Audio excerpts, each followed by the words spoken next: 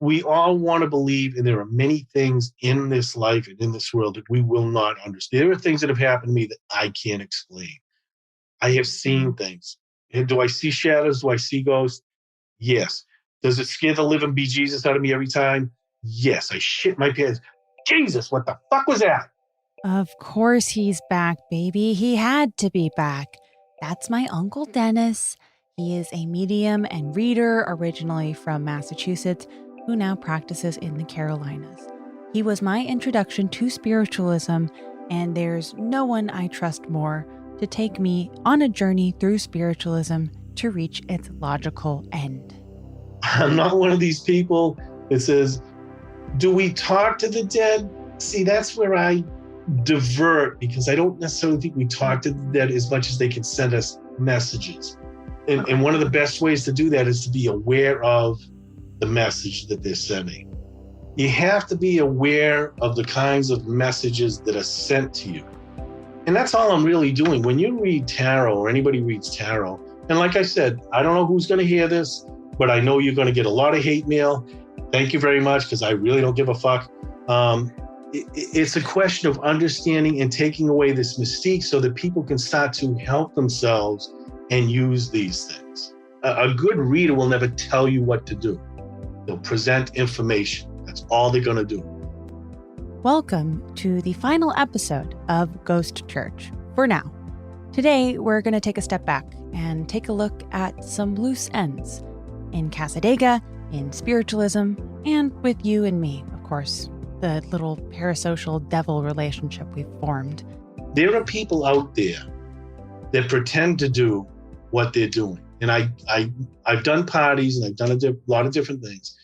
And what I'll do at a party is I'll say to somebody who thinks they're the least psychic person here, and everybody, me, okay, whoever. And I'll have them stand up in front of these people, and I'll whisper in their ear, this is what you're going to say. This is what you're going to say. You have 5 people in front of you. You're sensing the letter R. Now, you never said a name. You never said it was male. You never said it was female. You're sensing the letter R. It's almost guaranteed that somebody in that audience that says, oh, my father's name was Richard.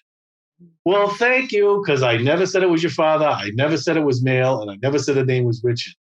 You must be the fucking psychic. Because you gave me all the information. So you can say just about anything. And one of the favorite things is somebody has a piece of jewelry. You know how easy it is to expand on this stuff? This is why I get angry, because you're playing on people. You're using these tricks, if you will. I'm not using tricks at all. I'm laying down a card and I'm saying to you, this is what the card means. This is what the number means. This is what the symbol means. I like my Uncle Dennis's attitude towards spiritualism. It really has informed my own as I've worked on this show. He holds this core belief in life after death with a desire to sniff out bullshit that's hurting people. Because that's the problem, right? The stuff that hurts people. The stuff I can't prove that brings people peace in a way that they have some control over? Hell yeah, go for it. But one thing it's hard to not understand is why there's so much frustration around the idea of mediums and psychics in general, because there are some dark roads. I'm thinking particularly of psychics that capitalize on the grief of others, grieving parents, grieving siblings, grieving children, who collude with the police and make big entertainment deals. I lost my boyfriend tragically a few years ago. They never found him. And I've had such a hard time since, every day. The reason why you didn't find him is because he's in water. And find him in water, it's like the girl that's missing in Aruba.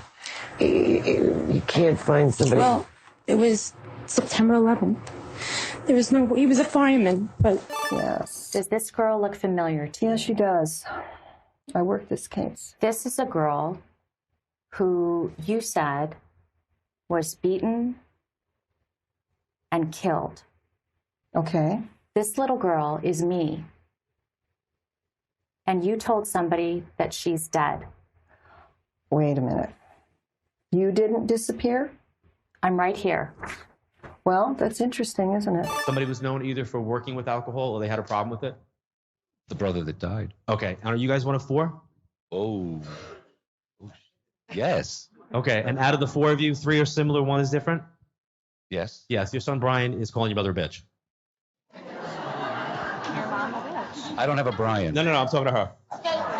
Now, To be clear, these psychics are not spiritualists or officially affiliated with the American Spiritualist movement, but their mediumship plays and is publicly interpreted very similarly. Respectively, those mediums were Sylvia Browne, author of over 40 titles, millionaire, famously told the mother of a missing child that her child had died, something that proved to be false, but the mother died believing it was true. The second person you heard was Laurie McQuarrie, who has advised on over 500 cases in her career. The third was John Edward, who we'll get to in a moment. These are some of the meanest people in the world. I absolutely agree. They approach the grieving, not the other way around. They promise results, they promise specificity, and they promise it now in a way that most spiritualist mediums I've met would completely disagree with. These types of mediums play into the popular idea of mediums, ones that can get anyone to come through at will with the exact information you want. There's no hit and there's no miss, just good edits and good hair and good information.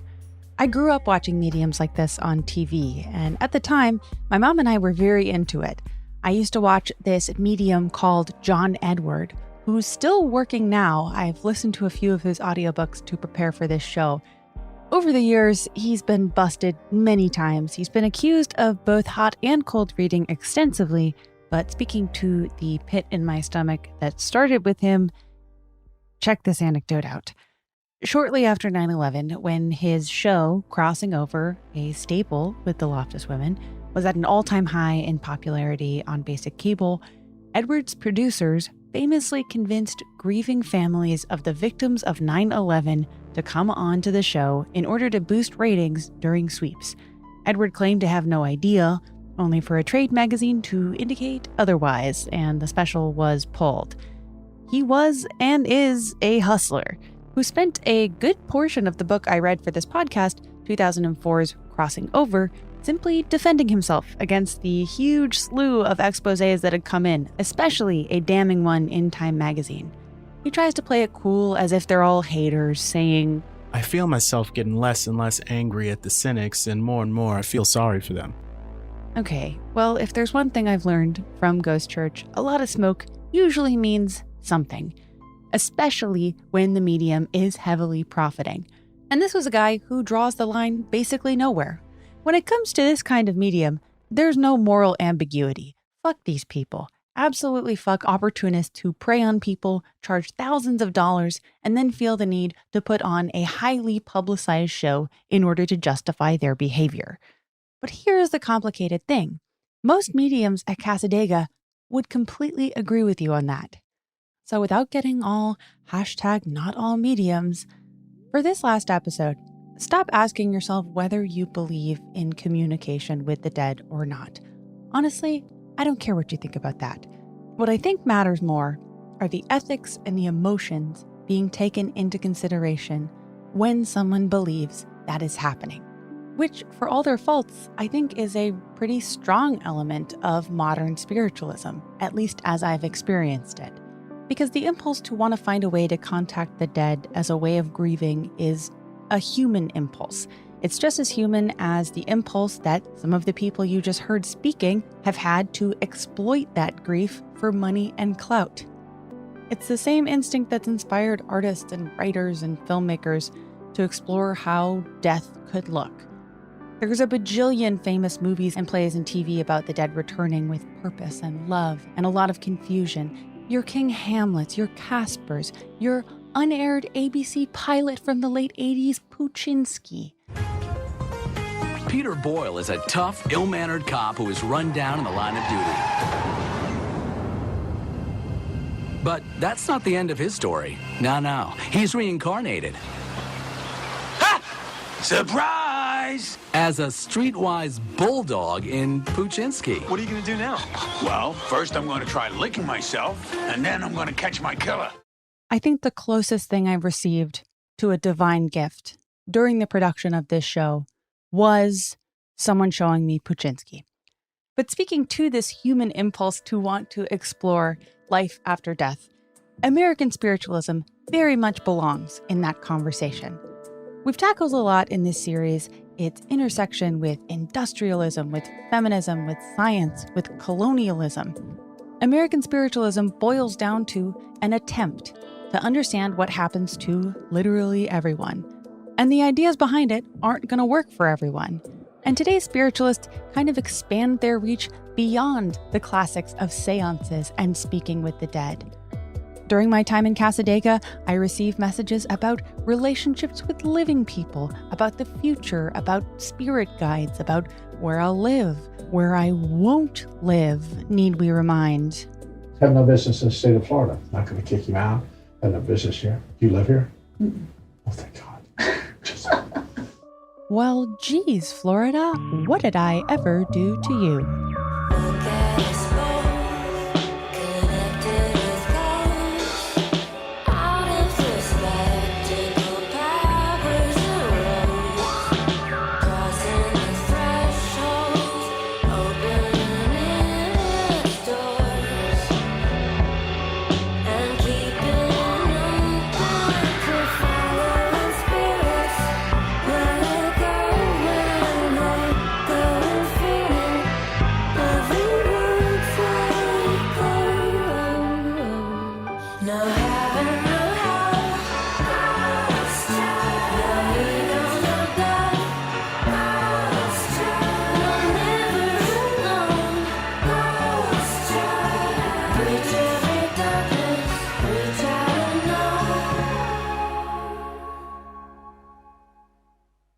Welcome back, Puczynskis, to our last Floridian communion with the dead.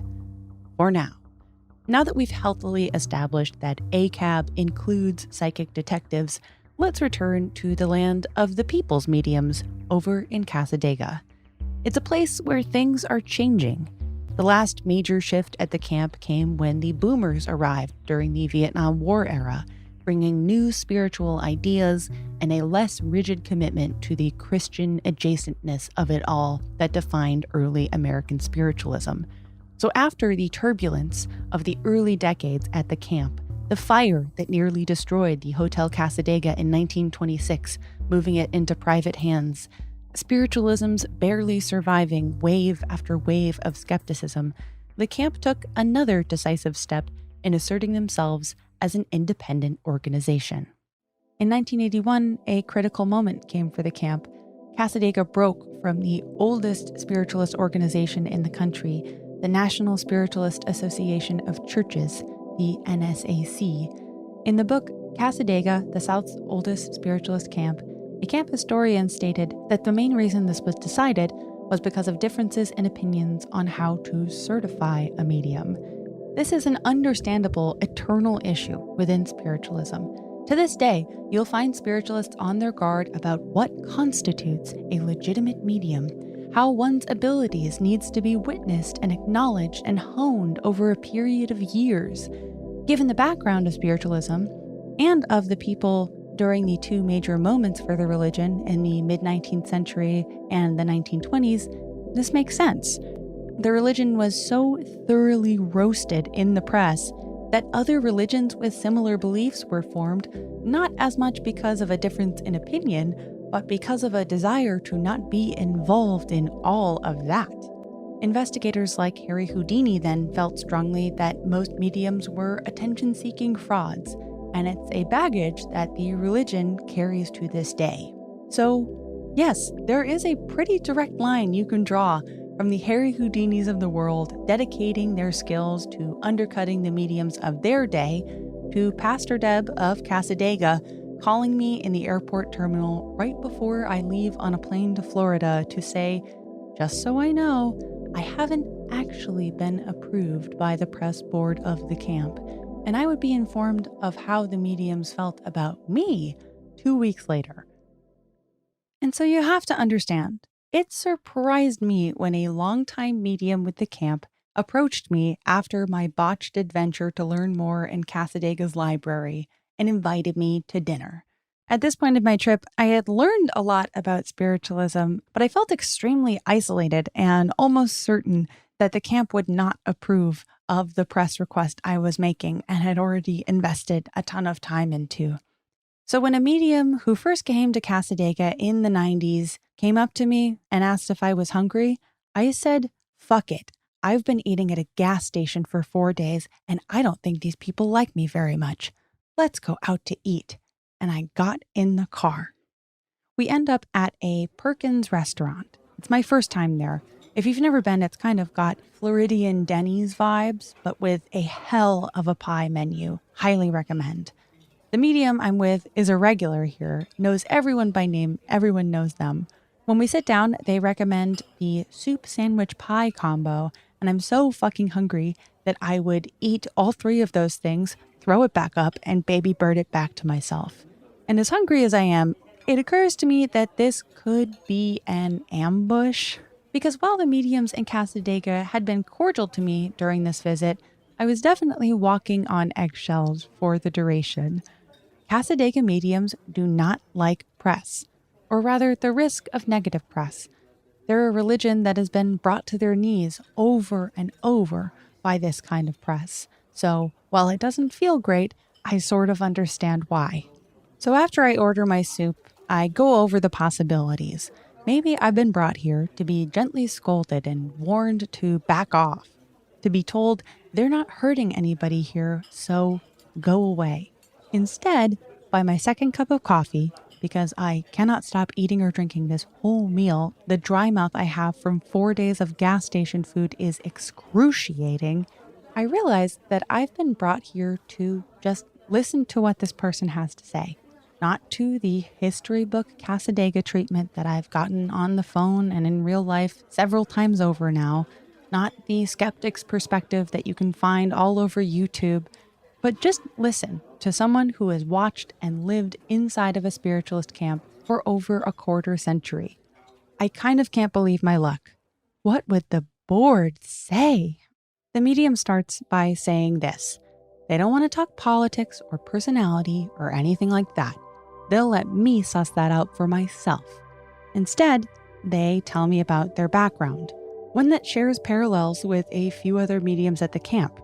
They were once a big corporate success story in another region of the country.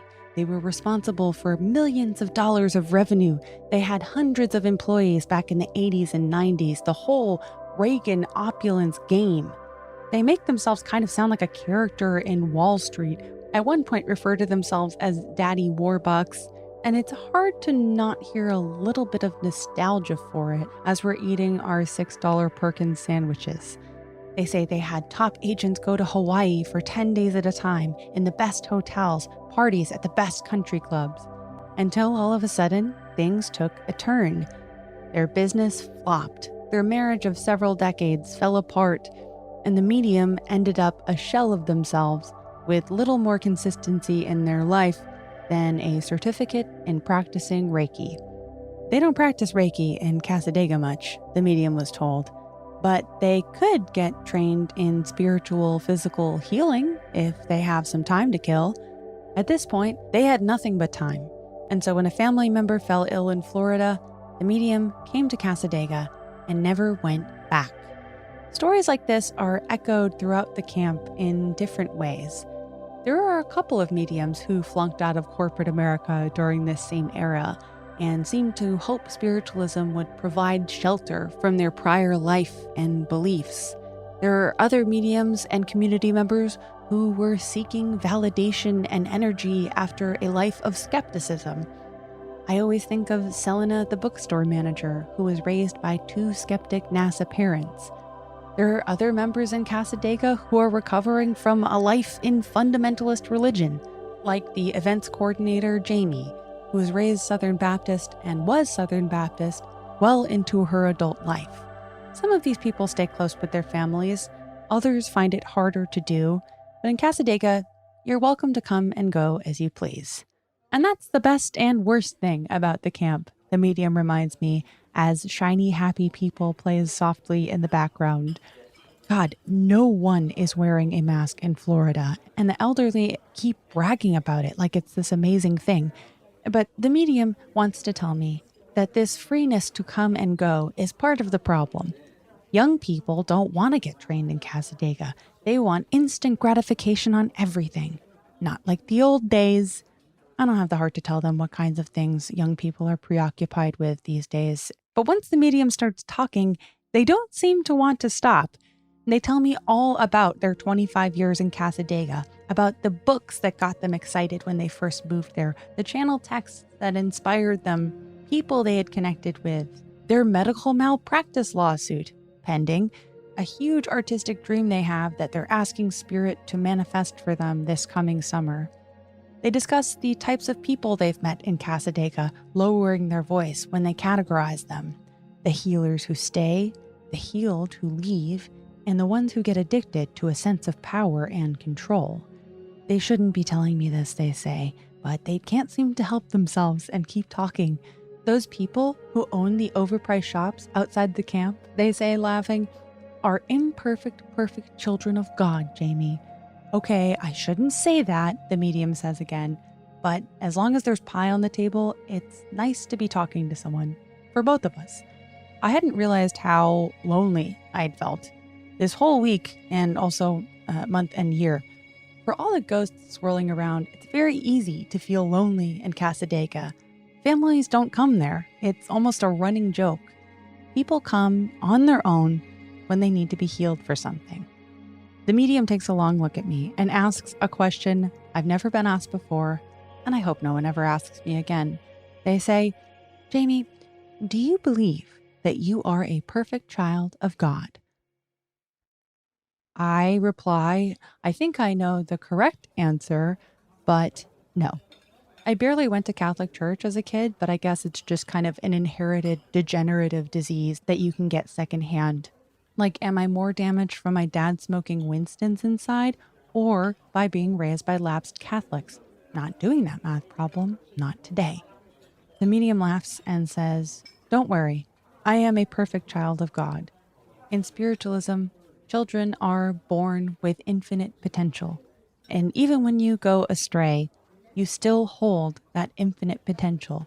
And through you, infinite intelligence, their God, can be channeled and exist. They tell me they like their job. They like making people feel better. It's not about money for them anymore. Or at least it shouldn't be. Things were a little precarious for the medium, maybe, but they seemed pretty zen about it. They seemed sure that it would work out. They felt that it was better that they were in this life in Florida than their last one as Daddy Warbucks in the Northeast.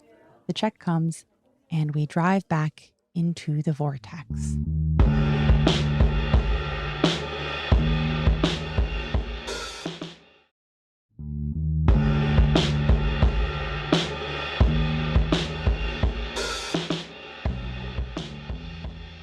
Later that night, I fall asleep listening to the tarot readers at the Hotel Cassadaga, having a glass of wine on the patio above my room, room 1, and I draft a text to send to the medium the next morning, like I've just gone on a date, which I definitely have not. But I type out, hope you have a good week if we don't cross paths before I leave tomorrow. Very cool. And I prep my green text to send the next morning. The answer comes back very quickly. So quickly, in fact, that I feel ageist for being shocked. It says, are you hungry? Oh my God, what? And 10 minutes later, I'm back in the car and we're headed to breakfast. This friendship ends up being about 60 hours total, but it's this gentle and really kind one. At breakfast, when we run out of things to talk about Cassadaga, I tell the medium about myself, the kind of work I do, my family, my Uncle Dennis. We get dinner at Perkins, we get breakfast somewhere else. They take me on a tour of their home where they do readings. Really old house, high ceilings, this slice of Northeastern architecture on Seminole land. There were framed paintings of their mentors and their spirit guides. Honestly, if I came anywhere close to finding a spirit guide in Cassadaga, it was this medium. Someone who led me directly to a BLT and 2 over-easy eggs when I needed them the most. And And after a day or so hanging out, getting recommendations of what to look at the camp, where to meditate, where to just stand and try to collect my thoughts before leaving the next morning, it's my last night in Cassadaga. My new friend, the medium, isn't available for dinner, but after days of waiting, I finally have a food option in the area. On Wednesday nights, Sinatra's Ristorante at the Hotel Cassadaga is open. So I invite my only other friend in the entire state of Florida, the girl I knew from unionizing who had come to a table tipping class less than a week before.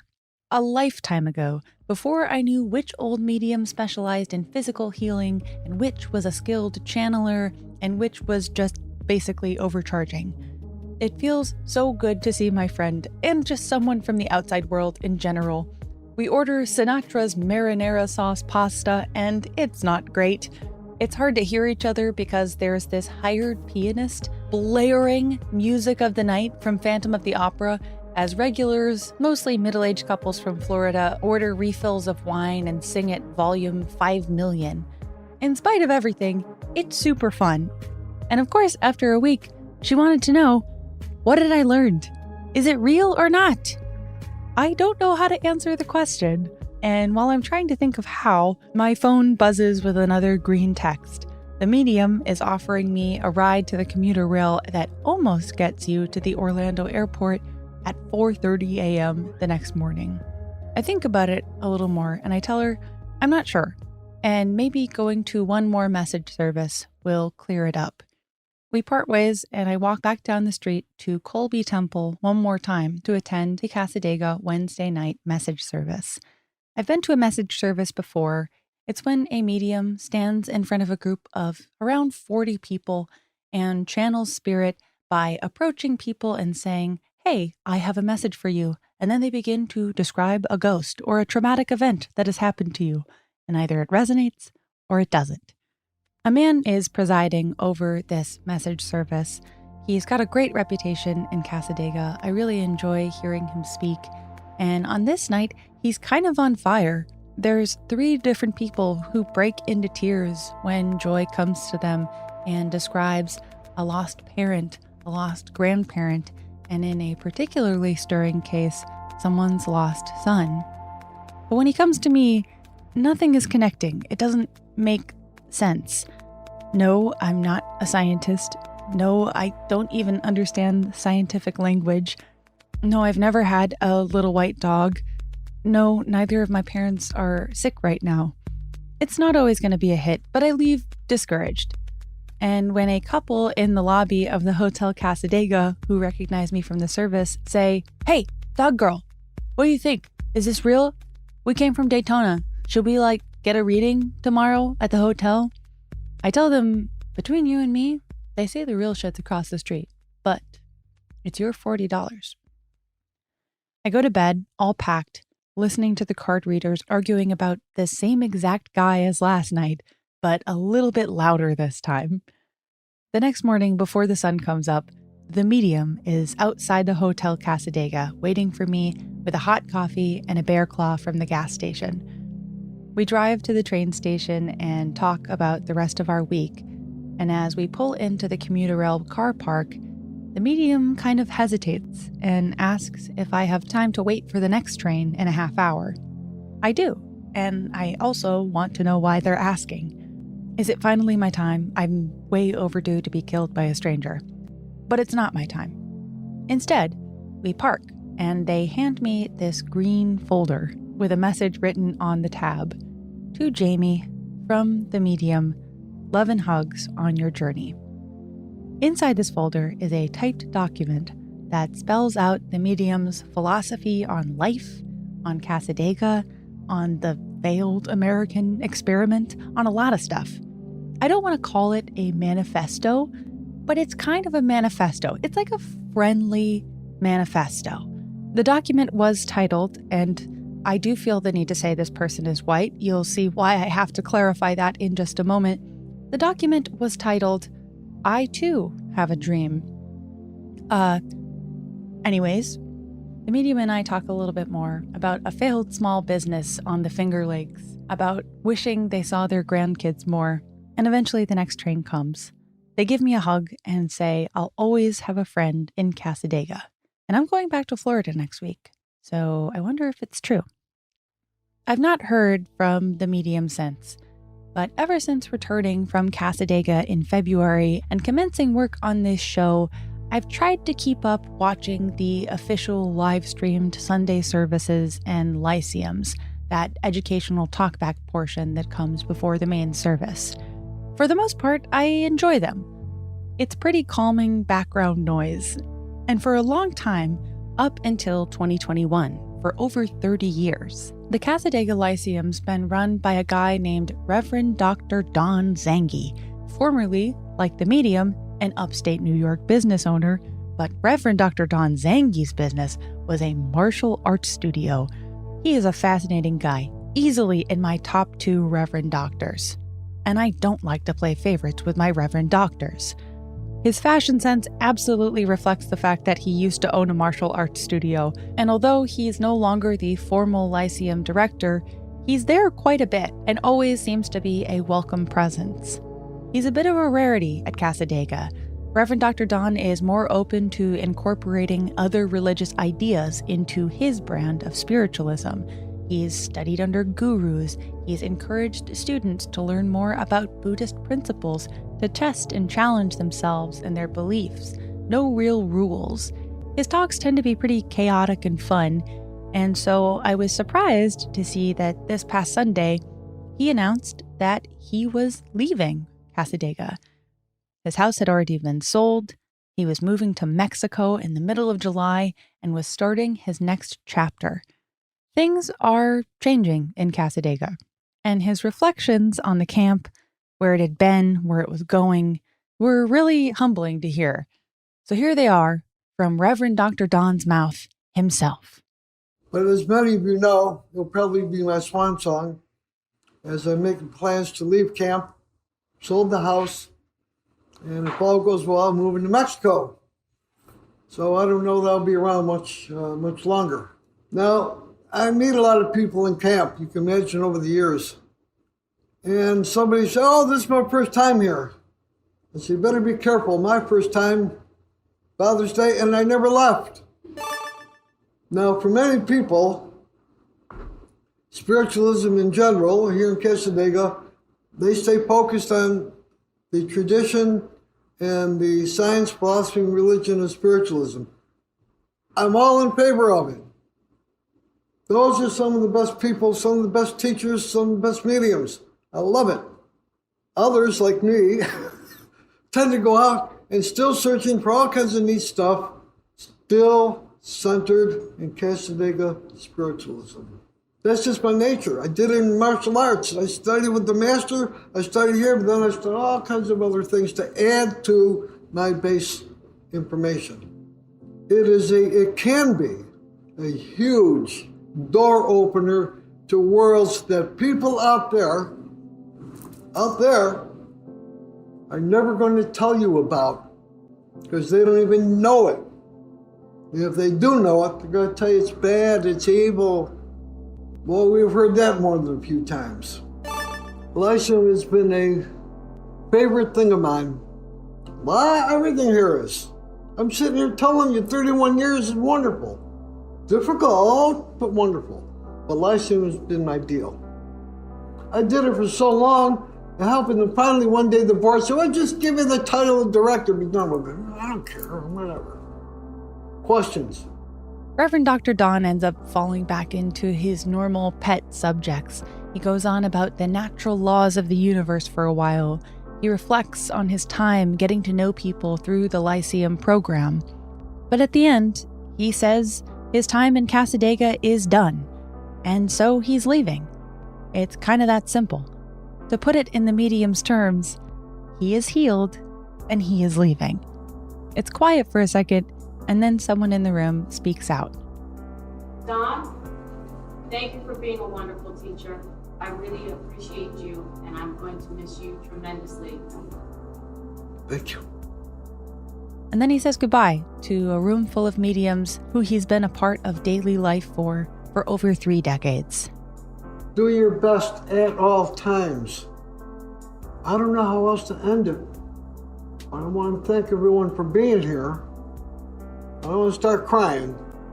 I thank the pastors back there and the board for keeping Lyceum alive. That's what I'll say. Thank you.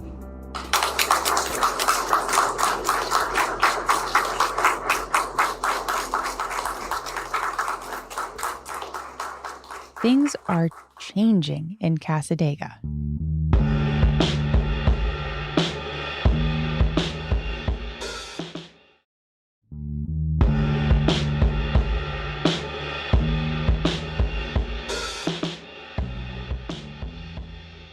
Spiritualism is a movement that may always be in financial peril, but even when specific camps are struggling with membership, with money, with generational conflict, the popularity of spiritual ideas and messages from the beyond are not going anywhere, whether you like it or not.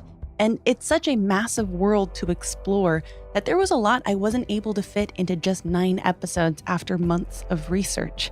Helena Blavatsky's Theosophy and all the issues therein, other spiritualist camps in the US, including the one nearest where I live in Escondido, California, where a healing service in the sun brought me the closest I've ever been to believing in everything. There was my day at the Arthur Findlay Institute, a college in England funded by J. Arthur Findlay, a former president of the Spiritualist National Union in the 1870s. It's the only spiritualist university that is still operating regularly, and it runs courses on-site and on Zoom today. I took a course with them called Communicating with Spirits, and it was absolutely packed, mostly with the casually curious, the internet spirituals. How can I learn about my aura? Are the tools they use on TV real, or can I go intuitive?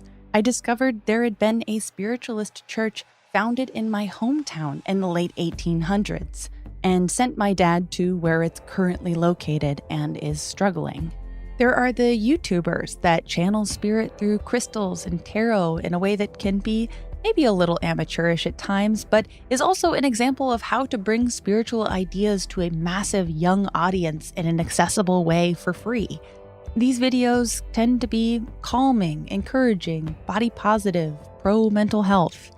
They're not hardline spiritualism as it was founded in 1848.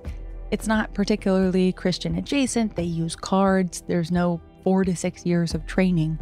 But the ideas in these videos and in these courses reflect what spiritualism always claimed to be about self-acceptance and connecting on this plane and whatever the fuck else plane of guidance and self-improvement and generally feeling less alone.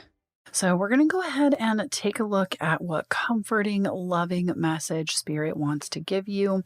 So first and foremost, I see the card that jumped out to me is soul family. Somebody has really backed you into a corner and made you feel silly for believing what you believe.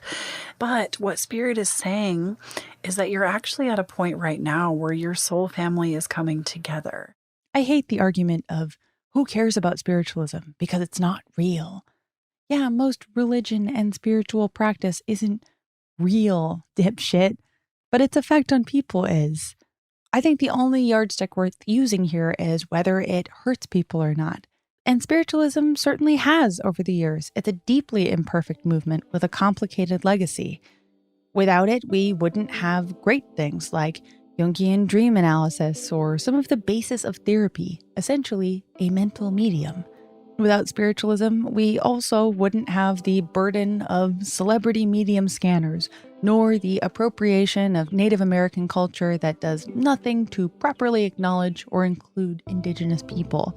On the other hand, without spiritualism, we wouldn't have Ghostbusters, but it would have spared us from Theosophy. The pros and cons are infinite. American spiritualism came in a moment defined by forward momentum and all these ideas catching at the crosswires at a time where science and magic could coexist, where women could be leaders, but Black and Indigenous women could still be subjugated. where the laws of nature did not apply, but if you turned the light on just enough, the laws of nature sometimes did apply. I said in the first episode of this show that I've been mourning my grandfather, who passed away a few months into the research for this show and a week before it started airing. I haven't heard from him. I don't know that I will. And don't get me wrong, I've listened very closely to all the Reverend Doctors, but no spirit guide in a cape has come for me yet. Do you want to take one more walk with me? I have one more place in Cassadaga I really want to show you. A place that is as silly as it is sincere, and it captures, if not proof that spiritualism is real, proof of how it makes people feel. It's called the Fairy Trail. It's right next door to the library and 2 doors down from where the Reverend Dr. Lewis Gates practices. So, come on, one more walk. The Fairy Trail is another site around the camp that the mediums are understandably frustrated with the optics of. It is, for all intents and purposes, an overly sincere selfie trap, a place where casual and mostly younger tourists come to take photographs in front of the highly Instagrammable painted fairy wings. Another trap, one I have taken a picture in myself, is a pastel painted winged fairy throne. There's a fairy trellis. Maybe lounge on the fairy bench and have your boyfriend take a picture of you there. The Fairy Trail is goofy. It's somewhat aesthetically pleasing, and it's an anarchically curated area of the woods that I kind of can't help but love. The mediums think it's all a little beside the point, and they're not wrong. The Fairy Trail has nothing to do with the religion, but I really love it. It's such a showing of raw sincerity and emotion, and even a desperateness for magic to be real and communication with the dead to be authentic. But the people who come to the Fairy Trail go deeper than that. They go there to resurrect lost love, to leave anonymous pleas, to mend friendships, to leave totems from themselves or people who died that they loved. Some people even leave mixtapes and CDs of their shitty music or tape their half-rained-on anime drawings to trees. What I am describing to you is a pile of garbage in the woods, but it's very sincerely curated garbage, so it also qualifies as a free outdoor museum. The camp fruitlessly tries to hold back the flood of sincerely offered garbage with polite but firm signs. Things like, take only memories, leave only footprints. Please do not clutter or deface the park or its structures. Good fucking luck, folks. The teenagers and mother-daughter teams I see carving their names into tree bark and leaving wet envelopes begging their husbands to come back to life on stumps when I visit each day have more time and more determination and more sincerity than any underpaid medium at the camp. On my way out, I pass a Polaroid of 2 teenage girls with an arrow pointing to one that says R.I.P., of large rocks that have been turned into symbolic headstones, names and dates and quotes. A poem about the death of a friendship that went from 2010 to 2021. I'll always cherish the warmth you put in my heart. You were my best friend till 3005 do we part. There's hair ties, there's crystals, there's seashells, there's crosses, there's graffiti reading, "Love me back, please." There's a street lamp that doesn't work. There's a height marker going from 3 to 7 feet where visitors have marked themselves and their children's height with dates, initials, and messages. There's, of course, a minion toy, no shit, and pictures and pictures and pictures of dead Floridians. I go to the Fairy Trail at least once a day when I'm visiting Cassadaga. It has the least to do with the camp, and yet it is the best part. The crickets are screaming at the top of their little insect lungs as tourists chatter and walk past the library. I dream about the Fairy Trail all the time, and in every dream, I'm just walking through, looking at things and reading things and walking right past the library and going back to my hotel room where I ask my spirit guides to help me sleep. And that's Ghost Church. I hope you've enjoyed it. I don't make stuff to tell people what to believe and what not to believe. There are plenty of shows where you can be told what to believe and why you're an asshole if you want to believe it, or why you're a genius if you don't believe it.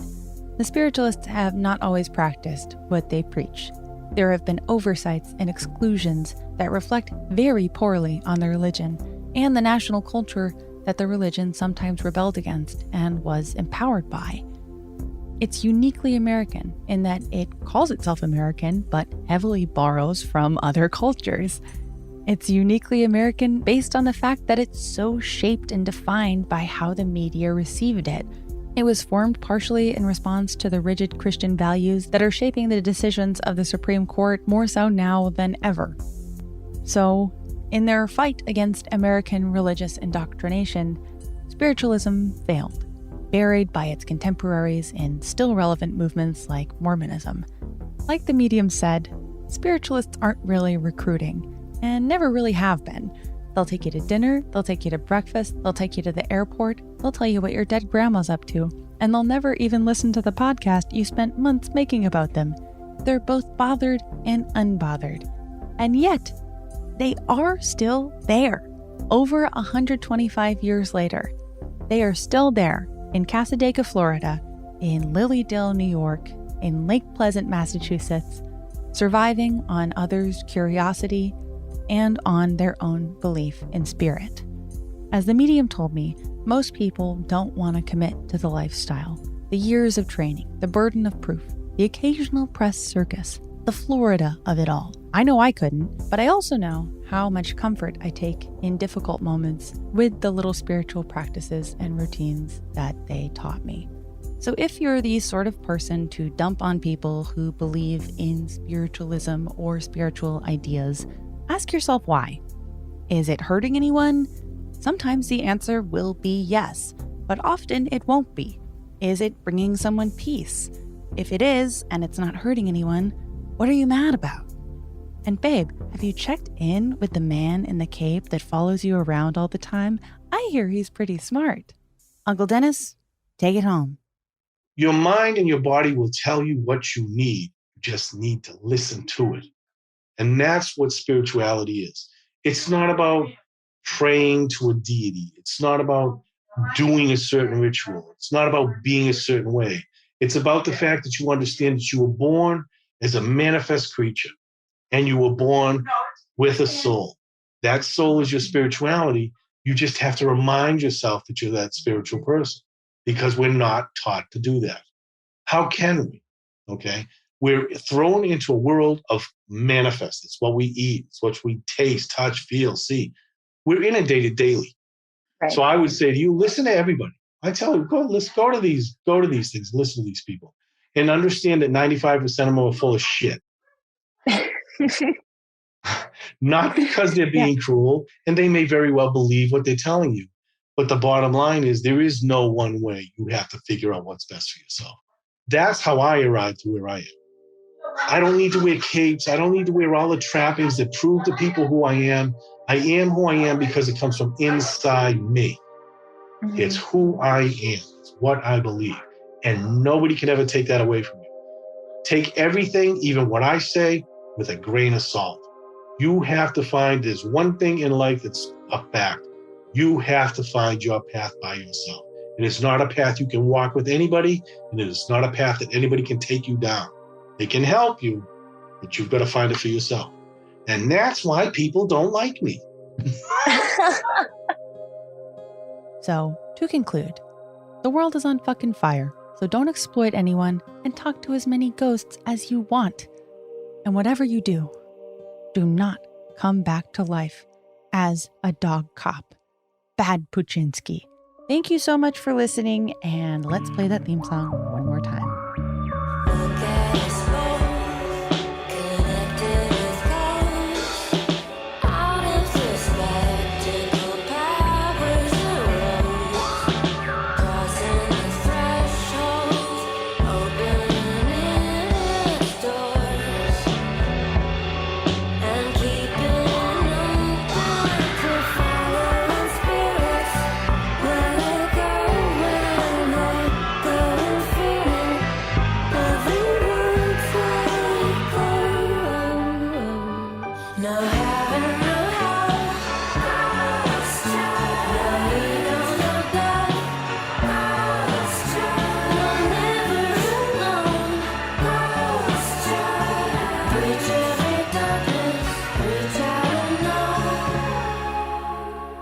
One last huge shout out to the amazing team of Ghost Church.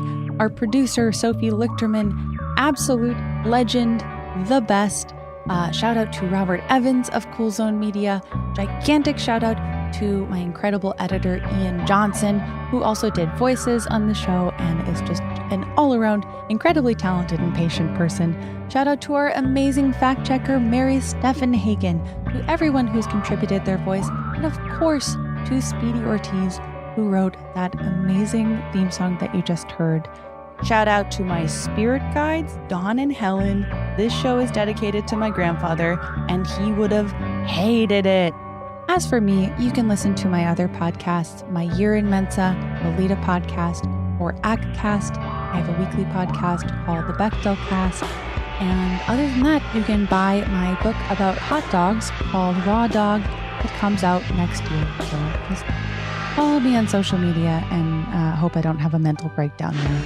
And finally, thank you so much to the mediums of Cassadaga, Florida. Bye.